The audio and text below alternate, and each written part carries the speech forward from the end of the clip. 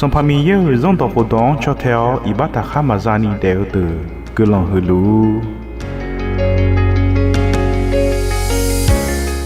Non, ma yagalou hua, non, ne, salaza, le cour, mieux que l'on doit commer en tau, gako de biome, que l'on salapoga, halani gatu, ho, Yesu kali la kwe, hulamola nyani gatu, lem tau ji piuma.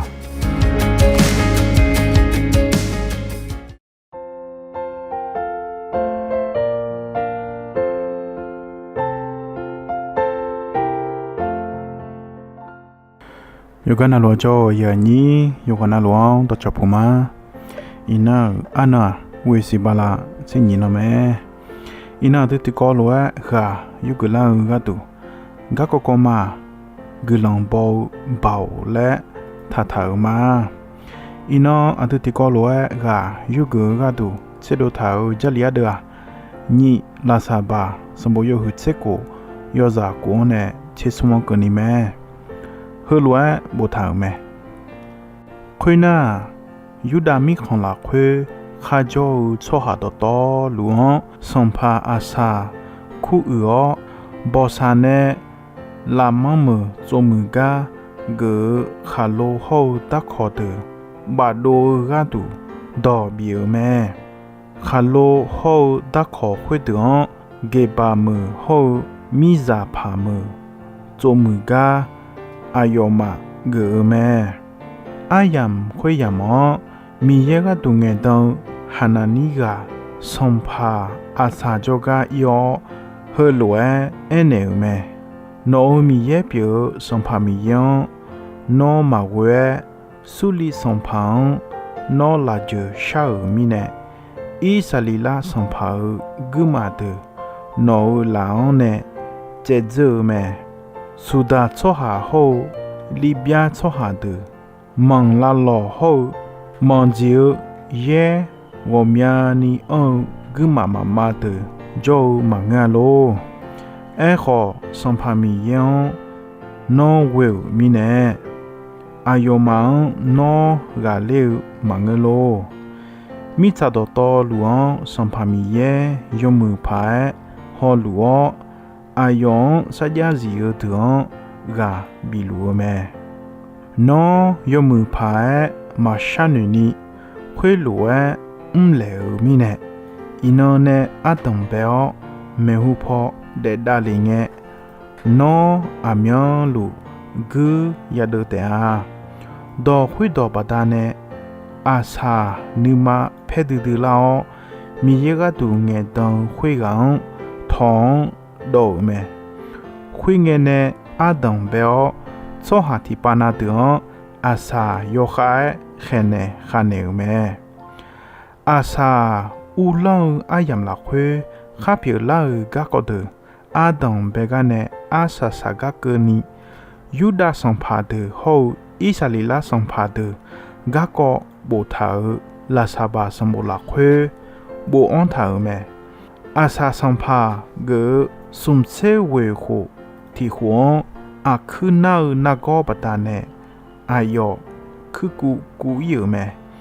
ho khuyên nghe cơ ni san pa mi yon ayo la ju ma sha na go la sa la wo don te we me khuyên na ayo san pa ge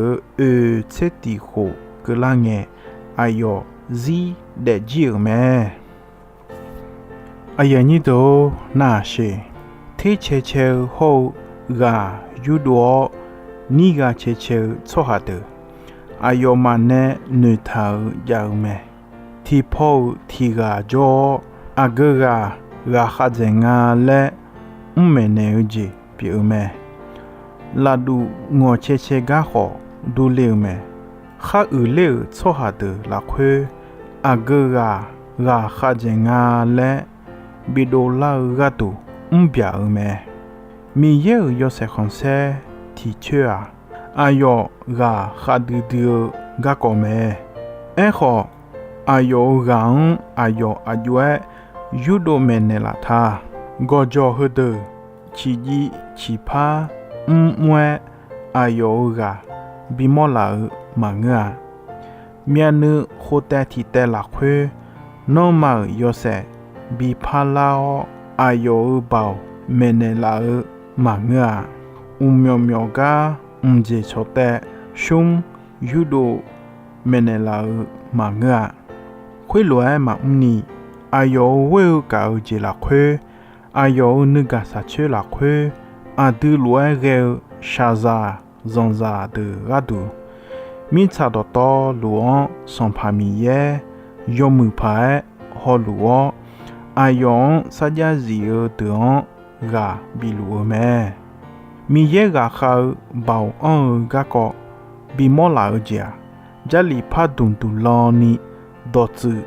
ayo ti hum te me imala sha yo nion de pa ga ne adam be o bot son bodon khasu de on mana kamu biza so ye ni ge mi shu za chiu only yoli udu shi ze cho hang bi gu de la ga ke ni adu bao he mi ye ne che do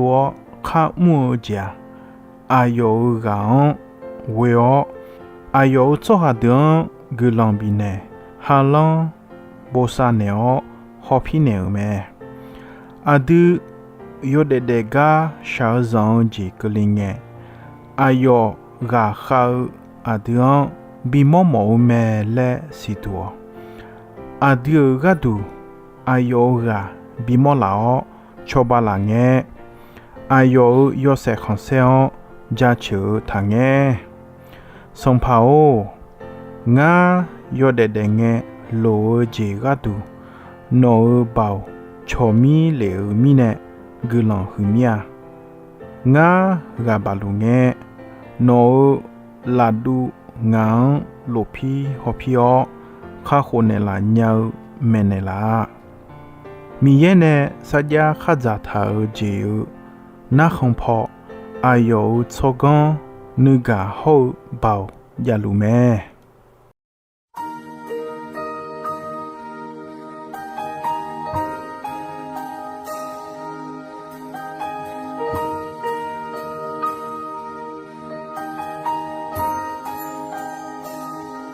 Shazong kuleo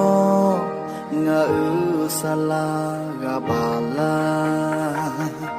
Shazong kuleo nga unu chola chi chuli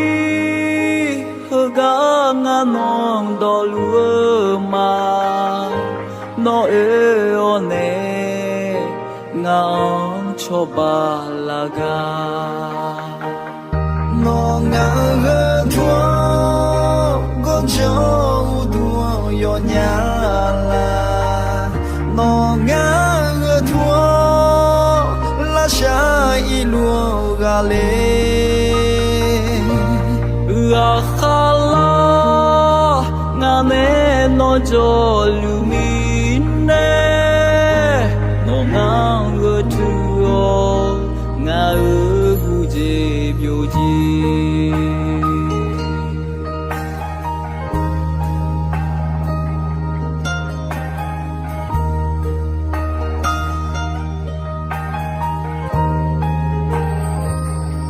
yo de yo ga na lu ya sha te a nu ma sha zong yoga na lu bo te a e khoni no nga ne zio tu la ma pha gu ma ana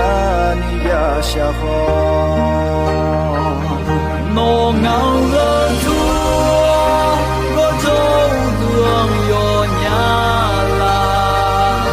no nga shai luang la le nga khala nga ne no jo lu mi